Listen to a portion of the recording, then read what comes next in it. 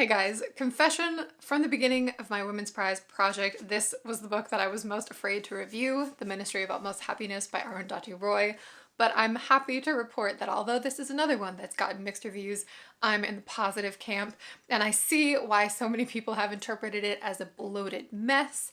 But I saw a method to the madness. This was also a good reminder to myself that I shouldn't let intimidation keep me from reading something. If I'm not interested in a book, that's a solid reason not to pick it up.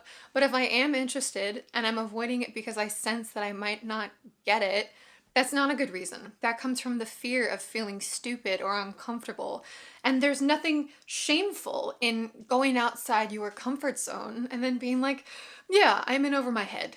Whatever, you tried. And there's always the chance that instead you'll have a great experience. Might be the first review I've ever done where the summary is the hardest part to pin down, so let's see how this goes.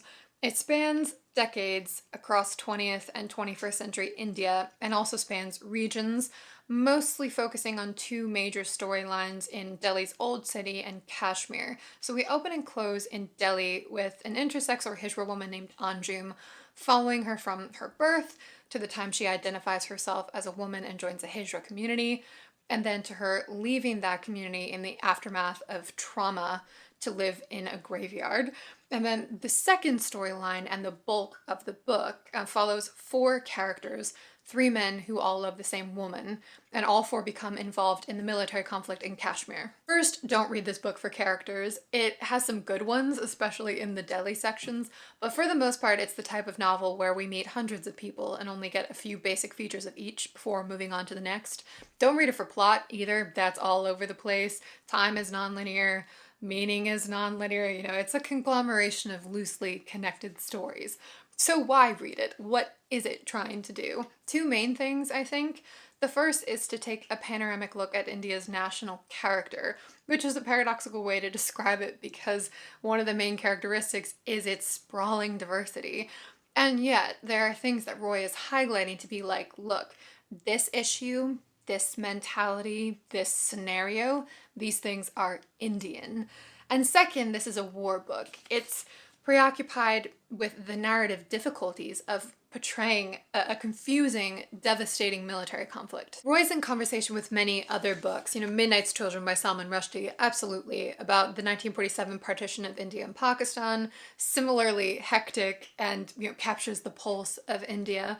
Not having read Midnight's Children, I was much more interested in two other points of comparison, the first being 100 Years of Solitude by García Márquez, 1967 Colombian classic of magical realism that has a similar feel and absence of structure, and it was interesting to see that translated to a realist novel because Roy is attempting so many of the same things without this major literary device. Like García Márquez, she's fixated on history repeating itself, on governmental corruption, the absurdity of violent ideologies and bigotry, the symphonic nature of many voices coming together to represent a culture.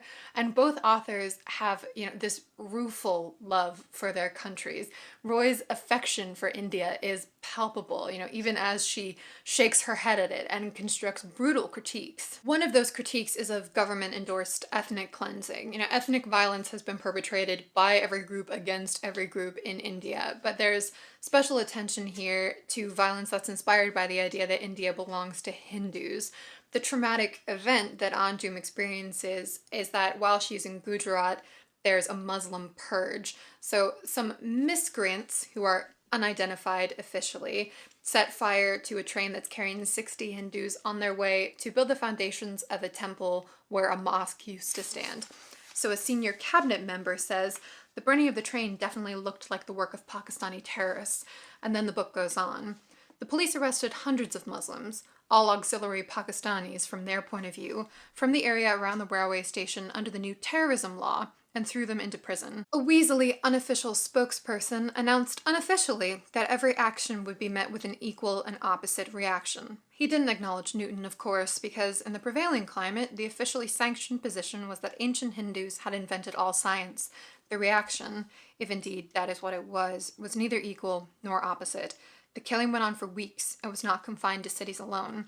When people who had been injured were taken to hospital, mobs attacked the hospitals.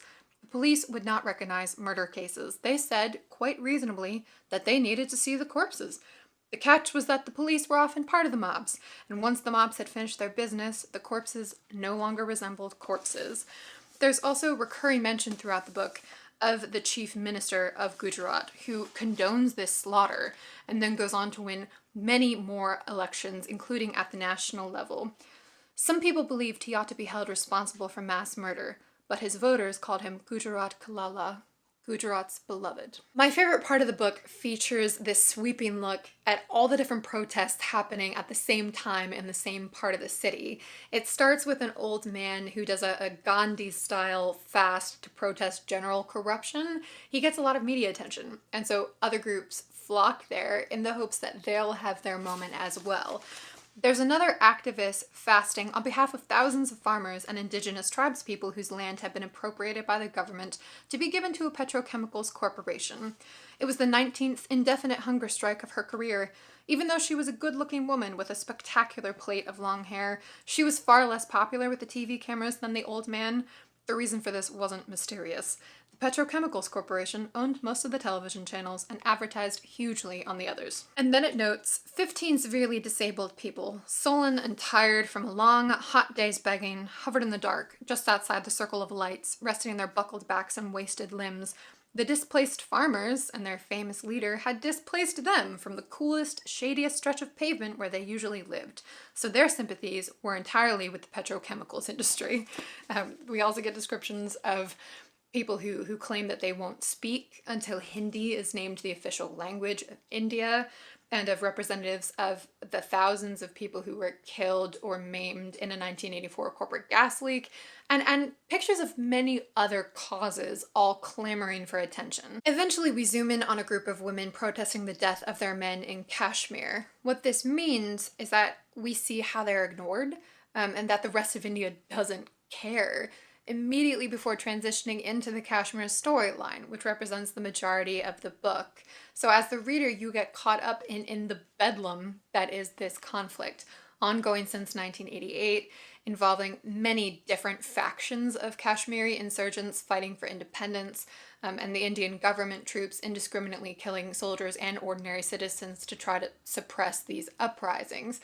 But in the back of the reader's mind, as what's happening in Kashmir consumes the narrative, you remember how small it originally seemed in the grand scheme of all these other issues. But Roy's committed to this case study in chaos, and as this transitions to a war novel, she's in conversation with the 20th century Russian poet Anna Akhmatova, and one of her most famous works, A Poem Without a Hero.